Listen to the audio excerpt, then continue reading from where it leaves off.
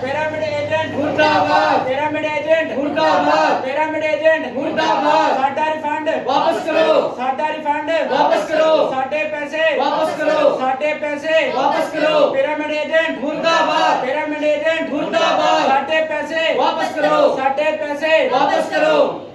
ਆਪਾਂ ਵਾਪਸ ਲੈ ਲੈਣੇ ਆ ਕਿਉਂਕਿ ਸਾਡੇ 2.5-3 ਸਾਲ ਆਲਰੇਡੀ ਖਰਾਬ ਹੋ ਗਏ ਆ। ਆਪਾਂ ਫਾਈਲ ਤਾਂ ਤੁਹਾਡੇ ਕੋਲ ਲਵਾਈ ਸੀ, ਡੀਸੀ ਆਫਿਸ ਕੰਪਲੇਂਟ ਕਰਨਾ, ਤੁਹਾਨੂੰ ਕੈਨਮ ਨੇ ਪੈਸੇ ਦੇ ਦਿੱਤੇ, ਤੁਸੀਂ ਵੀ ਔਨ ਟੇਬਲ ਸੈਟਲਮੈਂਟ ਕਰ ਲਓ, ਆਪਾਂ ਵਾਪਸ ਲੈ ਲੈਣੇ ਆ। ਕੰਪਲੇਂਟ ਕਿਹਨੇ ਦਿੱਤੀ? ਤੁਸੀਂ ਦਿੱਤੀ ਕਿ ਇਹਨਾਂ ਨੇ ਦਿੱਤੀ? ਕੰਪਲੇਂਟ ਅਸੀਂ ਦਿੱਤੀ ਸੀ ਕਿ ਸਾਡੇ ਪੈਸੇ ਫਸੇ ਆ, ਤੇ ਅਸੀਂ ਤਾਂ ਉੱਥੇ ਨੋਰਮਲ ਗੱਲਬਾਤ ਦੀ ਕੰਪਲੇਂਟ ਦਿੱਤੀ ਸੀ, ਅਸੀਂ ਕਿਸੇ ਕੋਰਟ ਕਚਹਿਰੀ ਦੇ ਚੱਕਰ 'ਚ ਨਹੀਂ ਸੀ ਫਸਣਾ ਚਾਹੁੰਦੇ। ਤੇ ਸਾਨੂੰ ਹੁਣ ਇਹਨਾਂ ਨੇ ਬਹੁਤ ਵਧੀਆ ਆ, 3 ਪ੍ਰਾਈਵੇਟ ਕਾਲਜ ਸੀ ਮੌਂਟਰੀਅਲ ਦੇ, CDE ਕਾਲਜ, M ਕਾਲਜ ਤੇ GCHP ਕਾਲਜ। ਏਜੰਟਾਂ ਨੂੰ ਇਹ ਜ਼ਿਆਦਾ ਕਮਿਸ਼ਨ ਦੇ ਰਹੇ ਸੀ, ਇਸ ਲਈ ਜਿਹੜੇ 100 ਸੀਟਾਂ ਵਾਲੇ ਕਾਲਜ ਸੀ ਏਜੰਟਾਂ ਨੇ ਉਹਦੇ ਵਿੱਚ 600 ਬੱਚਾ ਜਮ੍ਹਾਂ ਕਰਵਾਇਆ ਤੇ ਇਹਦੇ ਕਰਕੇ ਓਵਰ ਐਡਮਿਸ਼ਨ ਕਰਵਾਈ। ਤੇ ਦਸੰਬਰ 2020 ਵਿੱਚ IRCC ਜਿਹੜੀ ਕੈਨੇਡਾ ਦੀ ਇੱਕ ਆਰਗੇਨਾਈਜੇਸ਼ਨ ਹੈ ਜਿਹੜੀ ਵੀਜ਼ਾ ਗਰੰਟਡ ਕਰਦੀ, ਉਹਨਾਂ ਨੇ ਇਹਨਾਂ ਕਾਲਜਾਂ ਤੇ ਇਨਕੁਆਇਰੀ ਸ਼ੁਰੂ ਕਰਤੀ, ਜਿਸ ਕਰਕੇ ਜਿਸ ਦੇ ਸਿਸਟਮ ਬੱਚੇ ਬਣ ਗਏ। ਜਿਹੜਾ ਰਿਜ਼ਲਟ ਸਾਨੂੰ 30 ਦਿਨਾਂ ਵਿੱਚ ਆਉਣਾ ਚਾਹੀਦਾ ਸੀ, ਉਹ ਇਸ ਇਨਕੁਆਇਰੀ ਕਰਕੇ ਏਜੰਟਾਂ ਦੀ ਗਲਤੀ ਕਰਕੇ 1 ਸਾਲ ਬਾਅਦ ਆਇਆ। 1 ਸਾਲ ਬਾਅਦ ਸਾਡਾ ਰਿਫਿਊਜ਼ਲ ਆਉਂਦਾ ਆ, ਤੇ ਏਜੰਟਾਂ ਨੇ ਸਾਨੂੰ ਉਸ ਟਾਈਮ ਤੇ ਇੱਕ ਰਿਫੰਡ ਪਾਲਿਸੀ ਸ਼ੇਅਰ ਕੀਤੀ ਸੀਗੀ ਕਿ ਰਿਫਿਊਜ਼ਲ ਆ ਵੀ ਗਿਆ, ਜਿਹੜਾ ਤੁਸੀਂ ਪੈਸੇ 10 ਲੱਖ ਰੁਪਏ ਭਰੇ ਆ ਕੋਲਜਾਂ ਦੇ ਅਕਾਊਂਟ ਵਿੱਚ ਪਾਏ ਆ, ਉਹ ਤੁਹਾਨੂੰ ਵਾਪਸ ਮਿਲ ਜਾਣਗੇ 45 ਦਿਨਾਂ ਦੇ ਅੰਦਰ ਅੰਦਰ। ਅਸੀਂ 3-4 ਮਹੀਨੇ ਵੇਟ ਕੀਤਾ, ਸਾਨੂੰ 1 ਰੁਪਿਆ ਵੀ ਕੋਲਜ ਵੱਲੋਂ ਵਾਪਸ ਨਹੀਂ ਆਇਆ।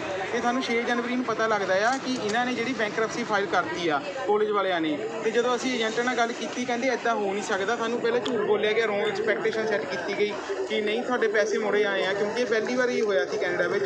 ਸਭ ਤੋਂ ਵੱਡਾ ਸਵਾਲ ਏਜੰਟਾਂ ਨੂੰ ਉਦੋਂ ਹੀ ਕੋਲਜ ਨਾਲ ਜਿਹਨਾਂ ਨਾਲ ਐਗਰੀਮੈਂਟ ਸੀ ਉਹਨਾਂ ਨੂੰ ਪੁੱਛਣਾ ਚਾਹੀਦਾ ਸੀਗਾ ਕਿ ਜੇ ਤੁਸੀਂ ਜਦ ਤੱਕ ਬੱਚੇ ਦਾ ਵੀਜ਼ਾ ਨਹੀਂ ਆਇਆ ਤਾਂ ਕੋਲਜਾਂ ਨੇ ਪੈਸੇ ਕਿੱਦਾਂ ਯੂਜ਼ ਕੀਤੇ। ਤਾਂ ਇਹ ਸਭ ਹੋਣ ਤੋਂ ਬਾਅਦ ਆਪਾਂ ਪੂਰੇ 2-2.5 ਸਾਲ ਤੋਂ ਹਰਾਸ ਹੋ ਰਹੇ ਸੀਗੇ ਇਸ ਚੀਜ਼ ਦੇ ਵਿੱਚ। ਤੇ ਇਸ ਚੀਜ਼ ਦੇ ਬਾਅਦ ਆਪਾਂ ਵੱਖ-ਵੱਖ ਏਜੰਟਾਂ ਤੋਂ ਹੈਲਪ ਮੰਗਣੀ ਸ਼ੁਰੂ ਕੀਤੀ, ਕਿਉਂਕਿ ਬਾਹਰ ਕੋਰਟ ਨੇ ਸਾਫ਼ ਕਰਤਾ ਸੀ ਕਿ ਇਹਨਾਂ ਕੋਲ ਮੋੜਨ ਲਈ ਪੈਸੇ ਨਹੀਂ ਆ। ਏਜੰਟਾਂ ਕਰਕੇ ਹੀ ਅਸੀਂ ਪੂਰੇ ਇਸ ਪ੍ਰੋਬਲਮ 'ਚ ਫਸੇ ਸੀ। ਅਸੀਂ ਏਜੰਟਾਂ ਕੋਲ ਹੈਲਪ ਮੰਗਣੀ ਸ਼ੁਰੂ ਕੀਤੀ। ਕੁਛ ਪੰਜਾਬ ਦੇ ਲੋਕਲ ਏਜੰਟਾਂ ਨੇ ਸਾਡੀ ਹੈਲਪ ਕੀਤੀ, ਜਿਨ੍ਹਾਂ ਬੱਚਿਆਂ ਦੇ ਪੈਸੇ ਫਸੇ ਸੀ, ਨੈਤਿਕ ਜ਼ਿੰਮੇਵਾਰੀ ਦੇ ਆਧਾਰ 'ਤੇ ਸਾਡੇ ਪੈਸੇ ਵਾਪਸ ਕਰਤੇ। ਤੇ ਕੁਛ ਏਜੰਟ ਜਿਹੜੇ ਨਹੀਂ ਮੰਨ ਰਹੇ ਸੀ, ਅਸੀਂ ਰੋਜ਼ ਰਿਕੁਐਸਟ ਕਰਦੇ ਸਨ, ਅਸੀਂ ਕਈ ਪ੍ਰੋਟੈਸਟ ਵੀ ਕੀਤੇ ਇਹਨਾਂ ਦੇ ਖਿਲਾਫ। ਤੇ ਫਿਰ ਜਿਹੜੇ ਪੈਰਾਮਿਡ ਦੀ ਕਹਾਣੀ ਤੁਹਾਨੂੰ ਦੱਸਣ ਜਾ ਰਹੇ ਹਾਂ ਅੱਜ ਮੈਂ ਇਹਨਾਂ ਕੋਲ ਲਾਸਟ ਵੀਕ ਆਇਆ, ਇਹਨਾਂ ਨੇ ਮੈਨੂੰ ਲਿਖ ਕੇ ਦਿੱਤਾ ਕਿ ਫਰਾਈਡੇ ਤੱਕ ਆਪਾਂ ਤੁਹਾਡੀ ਮੀਟਿੰਗ ਕਰਾਵਾਂਗੇ ਆਪਣੇ ਟੌਪ ਮੈਨੇਜਮੈਂਟ ਨਾਲ। ਆਹ ਦੇਖੋ ਇਹਨਾਂ ਦੇ ਮੈਨੇਜਰ ਦੇ ਸਾਈਨ ਹੈ ਇਹਦੇ ਤੇ, ਇਹਨਾਂ ਨੇ ਮੈਨੂੰ ਲਿਖ ਕੇ ਦਿੱਤਾ ਸੀਗਾ ਕਿ ਆਪਾਂ ਫਰਾਈਡੇ ਤੱਕ ਮੀਟਿੰਗ ਕਰਾਵਾਂਗੇ। ਸਾਰੇ ਬੱਚੇ ਖੁਸ਼ ਹੋ ਗਏ। ਇਹਨਾਂ ਦੇ ਮੈਨੇਜਰ ਦੀ ਰਿਕਾਰਡਿੰਗ ਆ, ਮੈਨੇਜਰ ਨੇ ਕਿਹਾ ਕਿ ਜੇ ਤੁਸੀਂ ਇੱਕ ਵੀ ਟ੍ਰਾਂਜੈਕਸ਼ਨ ਦਿਖਾ ਦੋਗੇ ਤੁਹਾਡੇ ਸਾਰਿਆਂ ਦੇ ਪੈਸੇ ਆਪਾਂ ਮੋੜ ਦੇਣੇ। ਸਾਰੇ ਬੱਚਿਆਂ ਦੀ ਰੋਂਗ ਐਕਸਪੈਕਟੇਸ਼ਨ ਸੈੱਟ ਹੋ ਗਈ। ਬੱਚੇ 2.5 ਸਾਲ ਤੋਂ ਹਰਾਸ ਸੀਗੇ, ਬੱਚਿਆਂ ਨੂੰ ਇੱਕ ਉਮੀਦ ਦੀ ਕਿਰਨ ਦੇਖੀ, ਬੱਚੇ ਨੇ ਪੈਰਾਮਿਡ ਤੇ ਭਰੋਸਾ ਕਰ ਲਿਆ। ਤੇ ਅੱਜ ਫਰਾਈਡੇ ਨੂੰ ਅਸੀਂ ਖੁਸ਼ ਹੋ ਕੇ ਆਏ ਕਿ ਸ਼ਾਇਦ ਅੱਜ ਪੈਸੇ ਮਿਲਣ। ਅੱਜ ਸਾਨੂੰ ਆਹ ਪੱਤਰ ਇਹਨਾਂ ਨੇ ਲਿਖ ਕੇ ਦੇ ਦਿੱਤਾ ਕਿ ਜੋ ਡੀਸੀ ਦੀ ਕੰਪਲੇਂਟ ਵਿੱਚ ਹੋਊਗਾ ਅਸੀਂ ਉਹਦੇ ਅਕੋਰਡਿੰਗ ਸਟੈਪ ਲਵਾਂਗੇ। ਸਭ ਤੋਂ ਪਹਿਲੀ ਗੱਲ ਮੈਂ ਇਹਨਾਂ ਨੂੰ ਕਿਹਾ ਕਿ ਬੱਚੇ ਨੇ ਫਾਈਲਾਂ ਤੁਹਾਡੇ ਤੋਂ ਲਾਈਆਂ, ਡੀਸੀ ਕੋਲ ਕੰਪਲੇਂਟ ਤਾਂ ਕੀਤੀ ਸੀ ਤੁਸੀਂ ਸੁਣਦੇ ਨਹੀਂ ਪਏ। ਉੱਥੇ ਵੀ ਇਹਨਾਂ ਨੇ ਇੰਨੇ ਮਹਿੰਗੇ ਲੋਇਰ ਖੜੇ ਕਰਤੇ ਜਿਨ੍ਹਾਂ ਨਾਲ ਆਪਾਂ ਫਾਈਟ ਨਹੀਂ ਕਰ ਸਕਦੇ। ਤੇ ਹੁਣ ਅਸੀਂ ਇਹਨਾਂ ਨੂੰ ਤਿਆਰ ਆ ਕਿ ਅਸੀਂ ਡੀਸੀ ਆਫਿਸ ਤੋਂ ਕੰਪਲੇਂਟ ਵਾਪਸ ਵੀ ਲੈ ਲੈਣੇ, ਆਪਾਂ ਫਾਈਟ ਤੁਹਾਡੇ ਕੋਲ ਆਈ, ਸੋਲੂਸ਼ਨ ਤੁਸੀਂ ਦਿਓ। ਪਰ ਕਹਿੰਦੇ ਨਹੀਂ, ਅਸੀਂ ਡੀਸੀ ਆਫਿਸ 'ਚ ਗੱਲ ਕਰਾਂਗੇ, ਸਾਡੇ ਲੋਇਰ ਬਹੁਤ ਸਟਰੋਂਗ ਆ, ਉਹ ਸਾਨੂੰ ਇਸ ਚੀਜ਼ ਵਿੱਚ ਆਸਾਨੀ ਨਾਲ ਹਰਾ ਦੇਣਗੇ। ਇਹਨਾਂ ਨੂੰ ਪਹਿਲਾਂ ਇਹ ਚੀਜ਼ ਸੋਚਣਾ ਚਾਹੀਦਾ, ਆਟੋਮੈਟਿਕ ਗੇਟ ਤੋਂ ਲੈ ਕੇ ਹਰ ਇੱਕ ਚੀਜ਼ ਅੰਦਰ ਬੱਚਿਆਂ ਦੇ ਪੈਸੇ ਨਾਲ ਬਣੀ ਆ, ਤੇ ਬੱਚਿਆਂ ਦੇ ਪੈਸਿਆਂ ਤੋਂ ਕਮਿਸ਼ਨ ਆਉਂਦਾ, ਉਹਦੇ ਨਾਲ ਹੀ ਸਾਰੇ ਸਟਾਫ ਦੀ ਸੈਲਰੀ ਆਉਂਦੀ ਆ। ਬੱਚੇ ਇਹਨਾਂ ਦਾ ਮੇਨ ਪ੍ਰੋਡਕਟ ਆ। ਬੱਚੇ ਕਰਦੇ ਮਰਨ ਕਿਨਾਰੇ ਆ, ਸਟ੍ਰੈਸ ਵਿੱਚ ਆ। ਇਹਨਾਂ ਦੀ ਹੈਲਪ ਕਰਨ ਦੀ ਬਜਾਏ ਰੋਂਗ ਐਕਸਪੈਕਟੇਸ਼ਨ ਸੈੱਟ ਕਰ ਰਹੇ ਆ, ਬੱਚੇ ਨੂੰ ਹਰਾਸ ਕਰ ਰਹੇ ਆ। ਹਰ ਨਵਾਂ ਦਿਨ ਰੱਖਦੇ ਆ, ਕਦੇ 24 ਘੰਟੇ ਬਾਅਦ, ਕਦੇ ਫਰਾਈਡੇ, ਕਦੇ ਕੁਛ। ਇਹ ਇੱਦਾਂ 2-2.5 ਸਾਲ ਤੋਂ ਘੁਮਾ ਰਹੇ ਆ। ਫਾਈਨਲੀ ਮੈਂ ਇਹਨਾਂ ਤੋਂ ਲਿਖ ਕੇ ਟਾਈਮ ਮੰਗਣਾ ਸ਼ੁਰੂ ਕੀਤਾ। ਇਹਨਾਂ ਨੇ ਮੈਨੂੰ ਰਿਟਰਨ 'ਚ ਦਿੱਤਾ ਆ, ਦੇਖੋ ਸਾਈਨ ਕਰਕੇ ਕਿ ਫਰਾਈਡੇ ਤੱਕ ਆਪਾਂ ਇਹ ਚੀਜ਼ ਕਰਾਂਗੇ। ਕਿੰਨੇ ਬੱਚੇ ਹੈਗੇ ਆ ਸਰ? ਟੋਟਲ ਇਸ ਸਕੈਂਡਲ ਵਿੱਚ 503 ਬੱਚੇ ਆ, ਤੇ ਸਾਡੀ ਆਰਗੇਨਾਈਜੇਸ਼ਨ ਨਾਲ 309 ਬੱਚੇ ਜੁੜੇ ਹੋਏ ਆ। IMYSO Indian Montreal youth student organisation, ਤੇ ਪੈਰਾਮਿਡ ਦੇ ਇਹਨਾਂ ਦੇ ਆਪ ਤੋਂ 10 ਬੱਚੇ ਆ। ਜੀ ਹਰ ਏਜੰਟ ਤੋਂ ਹੈਲਪ ਲਈ ਜਾਈਦਾ।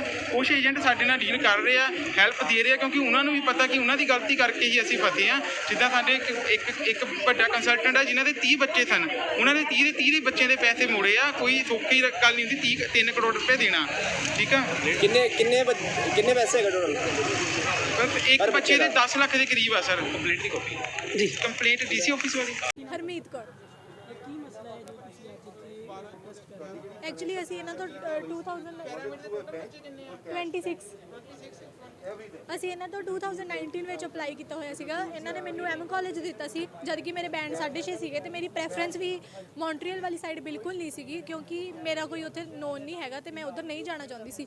ਤੇ ਇਹਨਾਂ ਨੇ ਮੈਨੂੰ ਆਪਣੀ ਮਰਜ਼ੀ ਨਾਲ ਉਹ ਕਾਲਜ ਦਿੱਤਾ ਇਹ ਕਹਿ ਕੇ ਕਿ ਸਾਡੇ ਰਿਲੇਟਿਵਸ ਆ ਉੱਥੇ, ਇਹਨਾਂ ਦੇ ਜਿਹੜੇ ਏਜੰਟ ਆ ਇਹਨਾਂ ਦੀਆਂ ਉਹ ਗੱਲਾਂ ਸੀਗੀਆਂ ਕਿ ਸਾਡਾ ਭਰਾ ਉੱਥੇ ਪੜ੍ਹਦਾ ਆ, ਸਾਡਾ ਆਪਣਾ ਕਾਲਜ ਆ, ਤੁਹਾਨੂੰ 101% ਵੀਜ਼ਾ ਆਊਗਾ, ਉੱਤੋਂ ਤੁਹਾਨੂੰ 6 ਮਹੀਨੇ ਕੋਈ ਰੈਂਟ ਨਹੀਂ ਦੇਣਾ ਪੈਣਾ, ਤੁਹਾਨੂੰ 에ਅਰਪੋਰਟ ਤੋਂ ਪਿਕਅਪ, ਮਤਲਬ ਬਹੁਤ ਸਾਰੇ ਸਾਨੂੰ ਦਿੱਤੇ ਝੂਠੇ ਜਿਹੜੇ। ਤੇ ਮੈਂ ਇਹਨਾਂ ਨੂੰ ਕਹਿ ਚਾ ਕੇ ਕਿਉਂਕਿ ਏਜੰਟ ਓਬਵੀਅਸਲੀ ਇਹਨਾਂ ਦਾ ਨਾਮ ਵਧੀਆ ਬਣਿਆ ਹੋਇਆ ਸੀ, ਮੈਂ ਇਹਨਾਂ ਦੇ ਕਹਿ ਚਾ ਕੇ ਤੇ ਇੱਥੇ ਐਡਮਿਸ਼ਨ ਲੈ ਲਈ। ਤੇ ਬਾਅਦ ਚੋਂ ਜਦੋਂ ਇਹਨਾਂ ਦੇ ਬਹੁਤ ਕੁਝ ਹੋਇਆ ਤੇ ਕਾਲਜ ਨੇ AIP ਆਈ ਤੇ ਸਾਨੂੰ ਇਹਨਾਂ ਨੇ ਕਿਹਾ ਕਿ 101% ਵੀਜ਼ਾ ਆਊਗਾ, ਪਰ ਜਦੋਂ ਵੀਜ਼ਾ ਨਹੀਂ ਆਇਆ ਤਾਂ ਅਸੀਂ ਇਹਨਾਂ ਨੂੰ ਕਿਹਾ ਕਿ ਮਤਲਬ ਸਾਡੇ ਕੋਲ ਹੋਰ ਵੇਟ ਨਹੀਂ ਹੁੰਦੀ ਹੈਗੀ ਤੇ ਮੈਂ ਕਿਹਾ ਤੁਸੀਂ ਮੇਰਾ ਵਿਡਰੋ ਪਾ ਦਿਓ। ਇਹਨਾਂ ਨੇ ਮੇਰਾ ਵਿਡਰੋ ਨਹੀਂ ਪਾ ਕੇ ਦਿੱਤਾ, ਇਹ ਕਿਹਾ ਕਿ ਤੁਹਾਡੇ ਨਾਲ ਰੀਫੰਡ ਵਿੱਚ ਜਦੋਂ ਵਿਡਰੋ ਪਾਉਂਗੇ ਤਾਂ ਰੀਫੰਡ 'ਚ ਬਹੁਤ ਜ਼ਿਆਦਾ ਪੈਸੇ ਕੱਟ ਹੋ ਜਾਣੇ, ਤੁਸੀਂ ਇੱਦਾਂ ਕਰੋ ਆਨਲਾਈਨ ਕਲਾਸਿਸ ਲੈਣੀਆਂ ਸ਼ੁਰੂ ਕਰ ਦਿਓ। ਮੈਂ ਆਨਲਾਈਨ ਕਲਾਸਾਂ ਲਈਆਂ 6 ਮਹੀਨੇ, ਫਸਟ ਸਮੈਸਟਰ ਵੀ ਕਲੀਅਰ ਹੋਇਆ ਮੇਰੇ ਕੋਲ, ਮੇਰੇ ਹਜੇ ਵੀ ਫਸਟ ਸਮੈਸਟਰ ਦੇ ਨੰਬਰ ਪਏ ਆ, ਮੇਰੇ 100% ਨੰਬਰ ਆਏ ਆ ਜਿੰਨੇ ਵੀ ਸਬਜੈਕਟ ਸੀਗੇ ਸਾਰਿਆਂ ਵਿੱਚੋਂ। ਤੇ ਫਿਰ ਵੀ ਮੇਰਾ ਇਨ ਦੀ ਐਂਡ ਰਿਫਿਊਜ਼ਲ ਆਇਆ ਇਹਨਾਂ ਦੀ ਗਲਤੀ ਕਰਕੇ, ਜਿਹੜਾ ਕੀ ਸੀਗਾ ਕਿ ਕਾਲਜ ਓਵਰ ਐਡਮਿਸ਼ਨ ਕਰ ਰਿਹਾ ਸੀ ਤੇ ਇਹਨਾਂ ਨੇ ਕਾਲਜ ਨੇ ਬੈਂਕਰਪਸੀ ਫਾਈਲ ਕੀਤੀ, ਸਾਰਾ ਕੁਝ ਕੀਤਾ। ਇਹਨਾਂ ਨੇ ਸਾਨੂੰ ਅੱਜ ਤੱਕ ਕਦੀ ਨਹੀਂ ਦੱਸਿਆ ਕਿ ਕਾਲਜ ਨੇ ਬੈਂਕਰਪਸੀ ਫਾਈਲ ਕੀਤੀ ਹੋਈ ਆ। ਅਸੀਂ ਇਹਨਾਂ ਨੂੰ ਫੋਨ ਕਰਕੇ ਦੱਸਿਆ ਕਿ ਕਾਲਜ ਦੀ ਇਦਾਂ ਨਿਊਜ਼ ਆ ਰਹੀ ਆ, ਬੈਂਕਰਪਟ ਹੋ ਗਿਆ। ਇਹਨਾਂ ਨੇ ਸਾਨੂੰ ਅੱਜ ਤੱਕ ਕੁਝ ਨਹੀਂ ਦੱਸਿਆ, ਸਾਰਿਆਂ ਕੁਝ ਮਿਸਗਾਈਡ ਕੀਤਾ ਹੋਇਆ ਸੀ। ਬਾਅਦ ਚੋਂ ਜਦੋਂ ਅਸੀਂ ਇਹਨਾਂ ਨੂੰ ਕਿਹਾ ਸਾਡਾ ਰੀਫੰਡ ਨਹੀਂ ਆ ਰਿਹਾ, ਸਾਨੂੰ ਸਾਡੇ ਰੀਫੰਡ ਦਾ ਕੁਝ ਕਰਕੇ ਦਿਓ, ਇਹ ਕਹਿੰਦੇ ਨਹੀਂ ਰੀਫੰਡ ਆਊਗਾ। ਜੇ ਤੁਹਾਡਾ ਥੋੜੇ ਦਿਨਾਂ 'ਚ ਰੀਫੰਡ ਨਹੀਂ ਆਊਗਾ, 45 ਡੇਜ਼ ਦਾ ਟਾਈਮ ਪੀਰੀਅਡ ਸੀ, ਅਗਸਤ 'ਚ ਮੇਰਾ ਰਿਫਿਊਜ਼ ਆਇਆ, ਜੇ ਤੁਹਾਡਾ ਥੋੜੇ ਦਿਨਾਂ ਵਿੱਚ ਰੀਫੰਡ ਨਹੀਂ ਆਇਆ ਤਾਂ ਅਸੀਂ ਤੁਹਾਨੂੰ ਆਪਣੇ ਅਕਾਊਂਟਸ ਵਿੱਚੋਂ ਪੈਸੇ ਪਵਾ ਕੇ ਦੇਵਾਂਗੇ। ਜਦ ਕਿ ਹੁਣ ਇਹ ਇਸ ਗੱਲ ਤੋਂ ਵੀ ਮੁੱਕਰ ਰਿਹਾ ਤੇ ਕਹਿ ਰਿਹਾ ਤੁਸੀਂ DC ਕੋਲ ਗਏ ਆ, ਹੁਣ ਜੋ DC ਕਹੂਗਾ ਅਸੀਂ ਉਹੀ ਕਰਾਂਗੇ ਤੇ ਇਸ ਕਰਕੇ ਤੁਸੀਂ ਇੱਥੋਂ ਉੱਠ ਕੇ ਚਲੇ ਜਾਓ, ਨਹੀਂ ਤਾਂ ਅਸੀਂ ਪੁਲਿਸ ਬੁਲਾ ਲਾਂਗੇ। ਹੁਣ ਕੀ ਕਹਿੰਦੇ ਪਏ ਆ?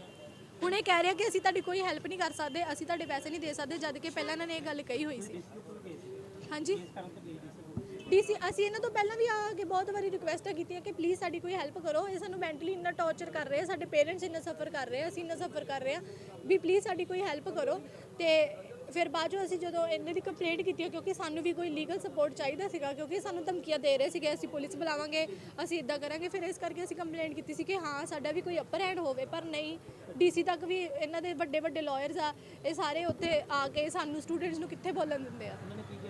ਉਹਨਾਂ ਨੇ ਸਾਨੂੰ ਕੁਛ ਨਹੀਂ ਕਿਹਾ। ਉਹਨਾਂ ਨੇ ਉਦੋਂ ਫਸਟ ਡੇ ਸੀ 12 ਤਰੀਕ ਨੂੰ ਸਾਡੀ ਪਹਿਲੀ ਹੀਅਰਿੰਗ ਸੀਗੀ, ਉਹਨਾਂ ਨੇ ਸਾਡੀ ਸਾਰੀ ਗੱਲ ਸੁਣੀ। ਉਧਰ DC ਸਰ ਅਵੇਲੇਬਲ ਨਹੀਂ ਸੀਗੇ, IAS ਸੀਗੇ ਸਰ, ਉਹਨਾਂ ਨੇ ਸਾਡੀ ਸਾਰੀ ਗੱਲ। ਤੇ ਕਿੰਨੇ ਬੱਚੇ ਕੰਪਲੀਟ ਵਗੈਰਾ ਆਈ ਆ ਕੁਛ? ਸਾਡੇ ਕੋਲ ਕੋਈ ਨਹੀਂ ਆਈ, ਅਸੀਂ ਤਾਂ ਸਿਰਫ ਇੱਕ ਸਾਨੂੰ ਟੈਲੀਫੋਨ ਆਇਆ ਤੇ ਬੱਚੇ ਇਕੱਠੇ ਤਾਂ ਆਏ ਆ। ਤੇ ਹੁਣ ਉਹਨਾਂ DC ਦਫ਼ਤਰ ਇਹਨਾਂ ਦਿੱਤੀ ਕੋਈ DC ਆਫਿਸ ਕੰਪਲੀਟ ਦੇ ਕਿੰਨੀ ਕੁ ਦੇਰ ਪਹਿਲਾਂ ਦਿੱਤੀ, ਹੁਣ ਕੀ ਮਾਮਲਾ ਉਹਨਾਂ ਨੇ ਹੱਲ ਕੀਤਾ ਹੋਇਆ ਤੁਸੀਂ ਇਹਨਾਂ ਦਾ? ਬੱਚਿਆਂ ਨੂੰ ਇਹ ਕਿਹਾ ਜਿੱਥੇ ਕੰਪਲੇਂਟ ਦਿੱਤੀ ਉੱਥੇ ਤੁਸੀਂ ਜਾ ਕੇ ਆਪਣੀ ਕੰਪਲੇਂਟ ਬਾਰੇ ਪਤਾ ਕਰੋ ਕਿ ਸਾਡੀ ਕੰਪਲੇਂਟ ਤੇ ਕੀ ਹੋਇਆ। ਪੂਰਾ ਮਾਮਲਾ ਹੈ ਕਿ ਪੈਸੇ ਲੈਣ ਦੇਣ ਦਾ ਜਾਂ ਬਾਹਰ ਵਿਦੇਸ਼ ਭੇਜਣ ਦਾ ਮਾਮਲਾ? ਜਿੱਥੇ ਕੰਪਲੇਂਟ ਦਿੱਤੀ ਉਹ ਦੱਸਣਗੇ ਕੋਈ ਪੈਸੇ ਹਮਾਰਾ ਕੀ ਹੈ। ਹੁਣ ਆਪਣੇ ਵੱਲੋਂ ਕੋਈ ਕਾਰਵਾਈ ਵਗੈਰਾ ਕੀਤੀ ਜਾ ਰਹੀ ਹੈ? ਜਿੱਥੇ ਕੰਪਲੇਂਟ ਦਿੱਤੀ ਉਹ ਤੋਂ ਪੁੱਛਦੇ ਆ ਕੀ ਕਾਰਵਾਈ ਕੀਤੀ। ਠੀਕ ਹੈ, ਉਸ ਤੋਂ ਬਾਅਦ ਬੰਦੀ ਕਾਰਵਾਈ ਕਰੇਗੀ। ਉਹ ਤਾਂ ਕੰਪਲੇਂਟ ਦੇ ਵਿੱਚ ਕੀ ਕਾਰਵਾਈ ਕੀਤੀ ਉਸ ਹਿਸਾਬ ਨਾਲ